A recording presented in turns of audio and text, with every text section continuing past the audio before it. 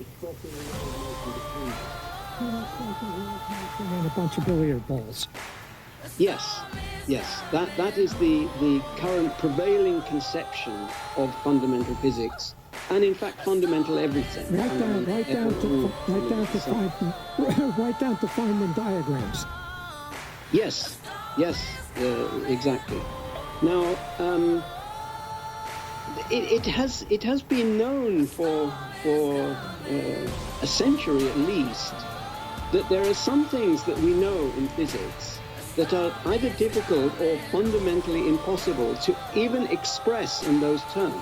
The most obvious one is the question, what are the initial conditions of the universe?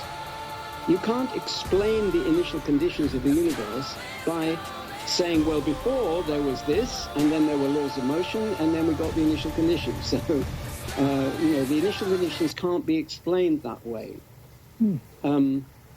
Another thing that can't be explained is thermodynamics. In thermodynamics, you have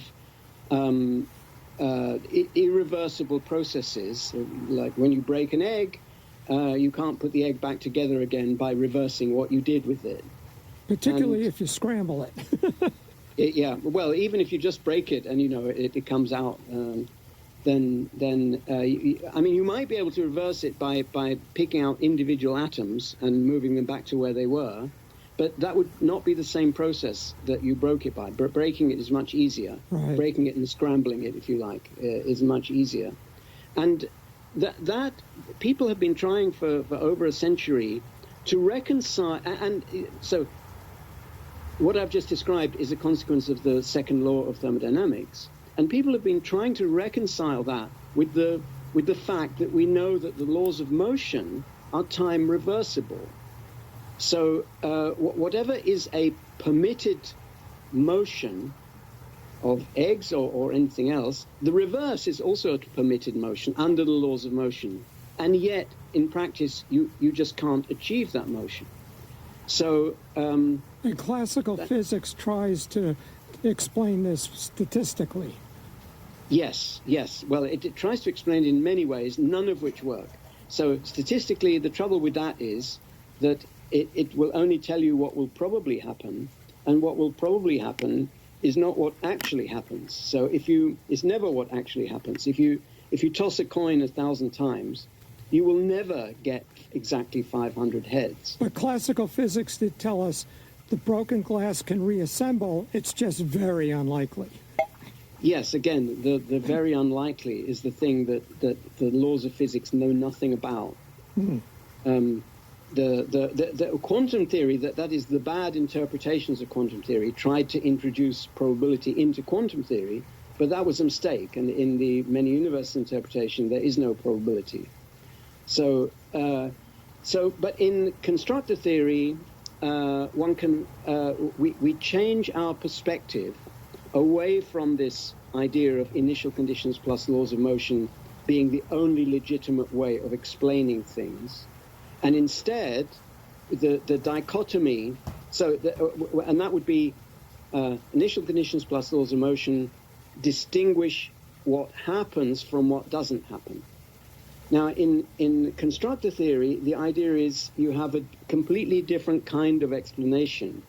Instead of distinguishing what happens from what doesn't happen in this initial plus final mode, you ask what is possible, and you want to distinguish that from what is impossible.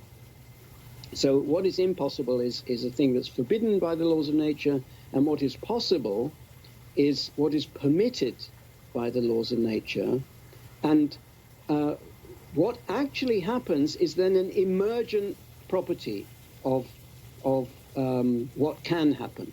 So, for example, another of the laws that's very difficult to state in the conventional way of doing physics is the law of the universality of computation. The mere fact that there exists a machine that can, the thing that started me off on this path, there exists a machine that can mimic the